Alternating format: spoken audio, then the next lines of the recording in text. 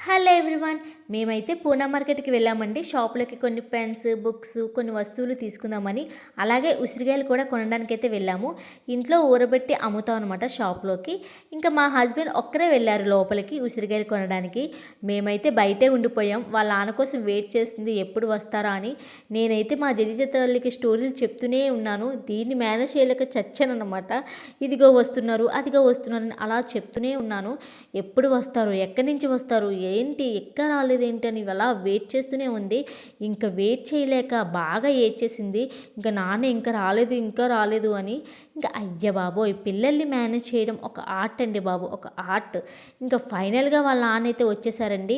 ఇంకా దాహంగా ఉందని కొబ్బరి నీళ్ళు కూడా తాగాము. నెక్స్ట్ నాకు జైదిత్య పాపకైతే చెప్పులు తీసుకుందామని రంగా ఫుట్‌వేర్‌కి అయితే వెళ్ళామండి. మా హస్బెండ్ ఇన్‌స్టాగ్రామ్‌లో చూసారంట. అందుకని అక్కడికి తీసుకొని వెళ్లారు. ఇంకా మా జైదిత్య తల్లి అయితే షూ వేసుకొని తెగ తిరిగేసేస్తుంది. కాస్ట్ అయితే రీజనబుల్‌గా అనిపించింది. చెప్పులు కూడా చాలా బాగున్నాయి. ఇన్‌స్టాగ్రామ్‌లో ఫాలో అవుతున్నామంటే మాకైతే కాస్ట్ తగ్గించారు. నాకు భలే హ్యాపీగా అనిపించింది. అంతే వీడియో.